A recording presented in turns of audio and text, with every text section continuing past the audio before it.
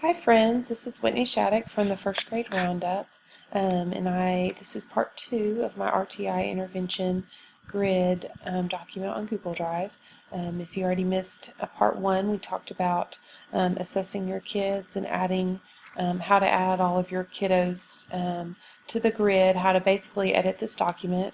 Remember, this document can be edited in any way. You can change your interventions. You can change the categories over here. You can even change the colors, and I'll just show you that one real quick because I don't think I showed you that in video 1. You just highlight what you want to change, click on the A, click on highlight, and then change it. Whoop, that did not work. Just kidding. Oh my heavens to Betsy, I did the wrong thing. Just kidding. You're going to go to right here to more. Good grief. Go to the background color and change it there. There we go. Okay, so let's just try that again just so you make sure you get that. So if you want to change the color of something, you're going to highlight what you want to change the color of, click on more. It's already clicking on it for me. But you're going to click on more, go to the background color, the little paint bucket, click on it and choose your background color. Okay. Alright, so in this video we're going to start talking about what do I do now that I've got this document finished. So for myself, so number 1, you'll notice that I did change this, which we talked about in the first video, to add my name to the last of it in case you and your team have all purchased licenses, enough licenses for you to use this as a team. Then you will want to have those names on there so that you can kind of keep those separate. Okay, so one thing that I want to talk about first of all is this document as is already a great help because I can go through here and I can see already who my small groups are on basically every category that known to man, minus science and social studies. Okay, so I know if I need to pull kids who need to work on letter names or have a parent volunteer that's coming in or an older kid down the hallway and I want to pull all those letter name kiddos, there they are right there. Okay, if I need some people that need to work on sight words, there they are right there. Okay, if I want to pull my reading groups for levels A, B, C, or D, they're already there for me.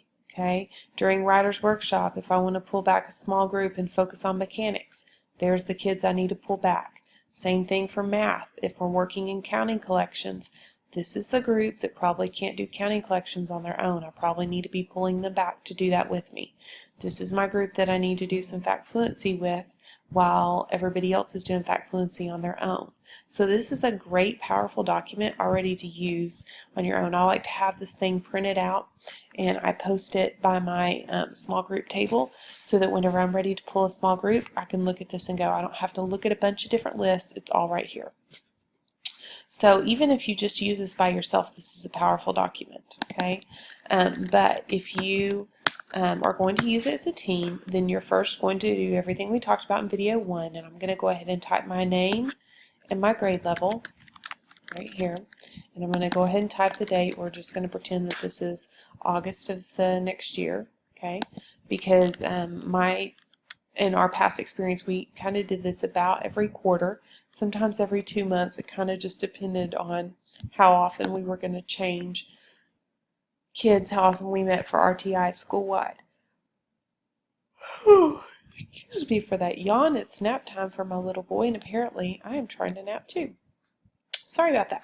Okay, so I've got everything done for mine. So the other thing I'm going to do is go get another copy from my link here by clicking on the link and then making a copy, which if this is just for you, you are free to make as many copies as you need to from scratch. However, copyright law is 1 copy per is a license per person, okay, is how it's sold on TPT. So if you will not make a copy and share it with your teammate unless you've purchased those additional licensures. I know Google Drive can just kind of get the gray area. So Teachers Pay Teachers, excuse me, has asked us to clarify that for you all. So Now that I have this, if my other teammates are using this document also with the additional license, then they should have theirs finished. And you're going to come to your PLC, your Professional Learning Community meeting, whenever that is, and you're going to say, okay, we've got this. What areas are we going to do? And usually, hopefully, you've kind of already decided that. So you know to get rid of phonics, or so you don't fill in something and then delete it once you get to PLC. Okay, so you're going to go there, and then you're going to make a separate intervention template. Notice this blank one that I've already made from the link, and I've already renamed it up here, First Grade Intervention Grid Template. Okay, I probably would even put something like that at the end of it, so I know that's the one for August, because you're going to have several throughout the year. Okay, and then up here I would just go here and put first grade team, and then here I'm going to put August. Okay, and this is blank because this is where I'm going to put where kids need their intervention.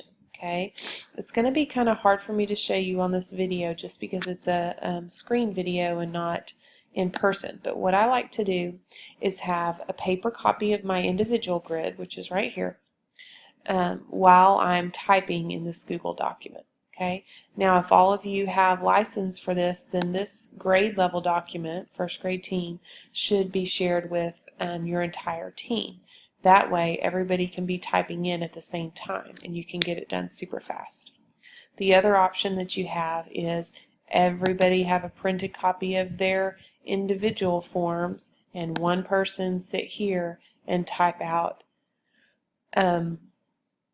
who's getting what intervention. Okay, I just think that's a little slower if you have it's doable if you have people that aren't comfortable with technology, but it's definitely more efficient if everybody can sit with their laptops and just go.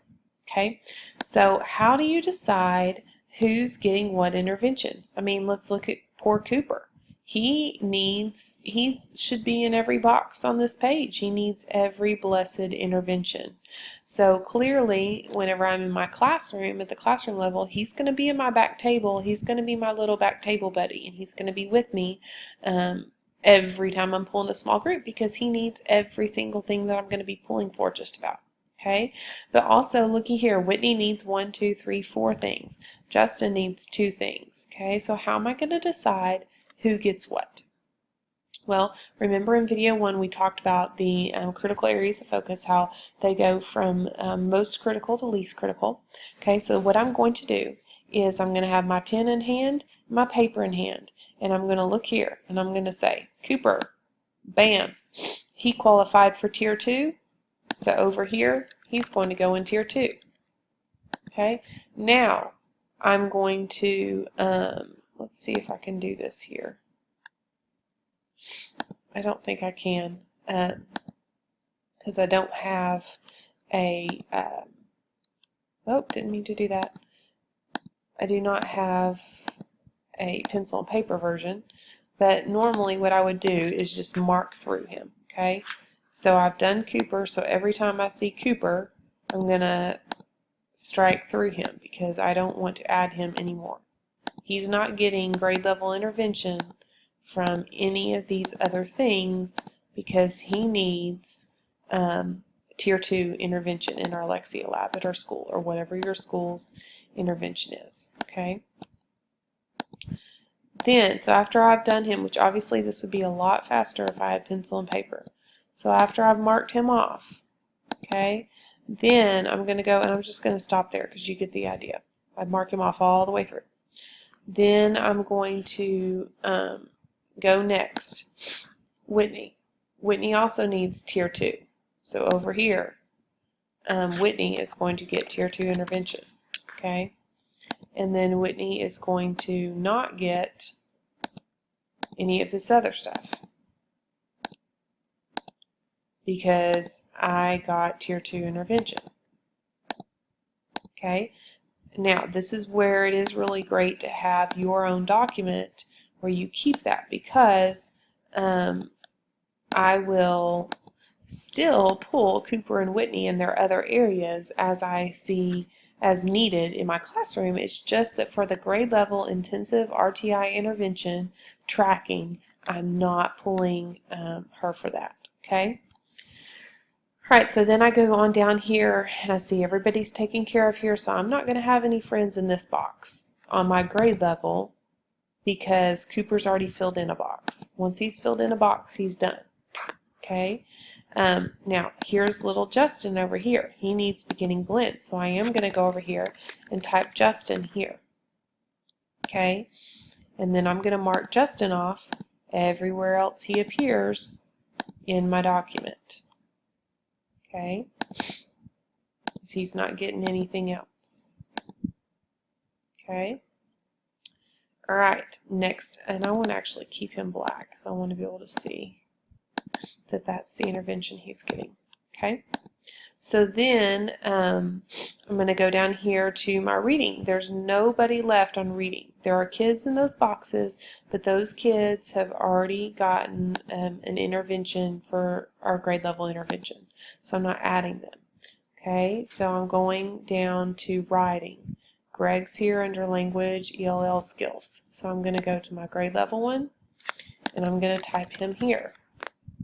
Okay, and then he's going to go off the grid. Okay, and then I don't have anybody for math, and then I've got my extension. I've got Tyler for extension, and he needs all areas of extension. He only needs one box. With the extension kids, I've treated this more flexible. What do I think he could benefit the most from? Okay, so if Tyler is highest in math, but really of these three areas, reading is his weakness, then I would probably put him in an extension reading class. Okay, that's just kind of a you decision. Okay, so let's just go ahead and do that. Put him in reading. Okay. Now, as I'm typing these in, my other teammates are also typing in their kids where they belong. And you'll notice that I only have 1, 2, 3, 4, 5 students in my class, which I know is totally unrealistic. Wouldn't that be awesome, though? So you'll have more, so these boxes will be filled. But from experience, I can tell you not every box will have a person in it. But most of them will, and some of them will have a ton of kiddos in it. So what I'm going to do is I'm going to fill this in like what it might look like for a grade level, sample grade level, and then in video number 3, we're going to talk about what you do next. Okay, so again, you've filled out your assessment grid on your own to use in your classroom. And then you've taken that, you've come together during your PLC as a team, and then you've picked one area, the most critical area for each kid, to put them on your grade level focus. And that's what intervention group what intervention they're going to be getting during your grade level intervention block time. Okay? And then, so next up on the next video, we're going to talk about what to do with it now. How do you decide? There's so many kids, how do I decide who's going to teach what? Okay, I think that's all for that right now. Also, in the next video, yeah, we'll talk about deciding who teaches what to do if there's too many boxes filled and not enough teachers, because clearly you don't have 5, 10, 15, 25 teachers to pull kids. Wouldn't that be lovely? So what to do about that? So I'll see you in video 3.